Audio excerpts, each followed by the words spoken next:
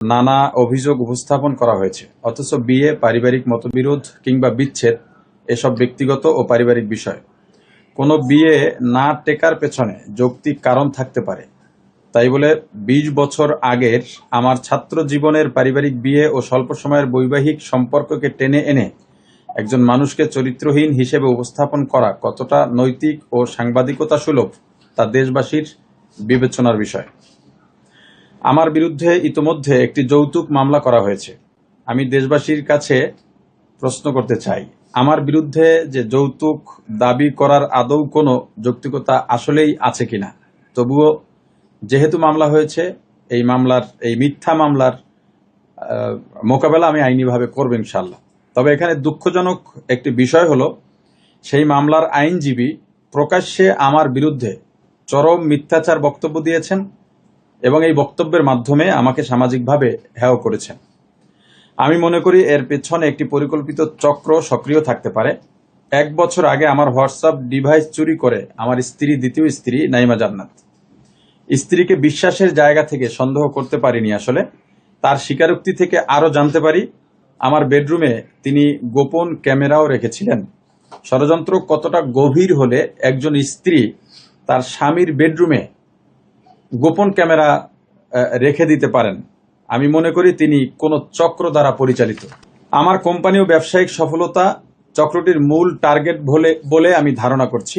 কুয়াকাটা ও ঢাকায় আমাদের কোম্পানির বড় বড় অনুষ্ঠান হয়েছে, ইনভেস্টর আয়োজন, ৩১৩ কোম্পানির কার্যক্রম, গোল্ডেন রিসোর্ট কুয়াকাটা এবং ৩১৩ অ্যাগ্রো ফার্ম, দেশের বিভিন্ন শ্রেণী পেশার মানুষের আমাদের প্রতি আস্থা ও সম্পৃক্ততা, এসবের কারণে আমাদের ব্যবসায়িক সুনাম ক্ষতিগ্রস্ত করাই হয়তো এই অপপ্রচারের মূল উদ্দেশ্য।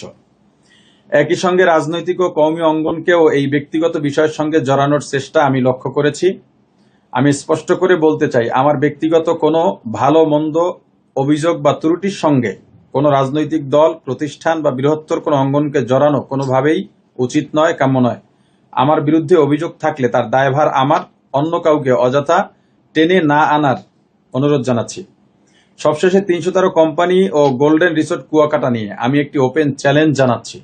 আপনাদের মাধ্যমে দেশ প্রবাসের যারা আমার কোম্পানি সম্পর্কে জানতে চান বা যাদের ভিতরে সংশয় আছে, তাদেরকে আমি আজকে এই সংবাদ সম্মেলনের মাধ্যমে এবং আপনাদের মাধ্যমে আমি তাদের প্রতি একটি ওপেন চ্যালেঞ্জ জানাচ্ছি। কেউ যদি মনে করেন আমাদের প্রতিষ্ঠানে বা আমাদের কোম্পানিতে কোনো অনিয়ম বা বিনিয়োগকারীর টাকা তছরুপ হয়েছে, তাহলে সরকারি বা বেসরকারিভাবে যথাযথ তদন্ত করতে পারেন। আমি তদন্তকে স্বাগত জানাই। যদিও আমাদের কোম্পানির প্রতি বছরের অডিট সরকারি অনুমোদিত সংস্থার মাধ্যমেই হয় এবং ভ্যাট, ট্যাক্স রিটার্ন সবকিছু আমরা আপডেট করে রাখি আলহামদুলিল্লাহ। কোনো বিনিয়োগকারীর টাকা আত্মসাৎ করেছি, মেরে দিয়েছি কিংবা কোনো অর্থের হিসাব দিতে পারিনি এমন প্রামাণ্য বা যাচাইযোগ্য তথ্য কেউ উপস্থাপন করতে পারলে আমি তাকে ১০ লক্ষ টাকা পুরস্কার ঘোষণা করছি। ক্লোজিং প্রজেক্টের অর্থ ফেরত দিতে কোনো কারণে বা কোনো ক্ষেত্রে নির্ধারিত সময়ের চেয়ে ১-২ দিন দেরি হতে পারে, এটা স্বাভাবিক। কিন্তু কারো টাকা আত্মসাৎ করা হয়েছে বা তার কোনো হদিস নেই, টাকার কোনো হদিস নেই, এমন প্রমাণ কেউ দিতে পারবে না। যদি কেউ দিতে পারে, সেটা আমি প্রকাশ্যে মেনে নিতে প্রস্তুত আছি।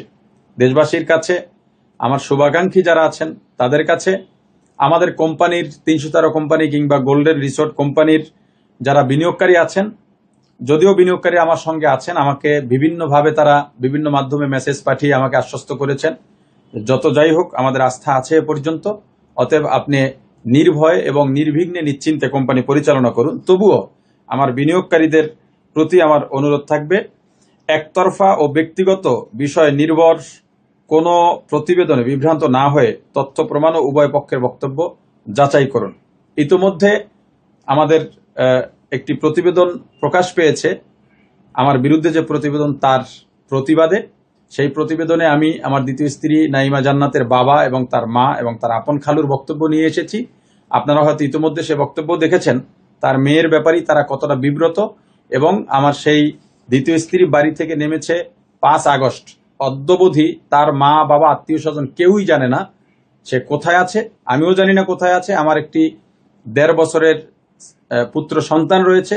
সেই সন্তানের নিরাপত্তা নিয়েও আমি আসলে শঙ্কিত।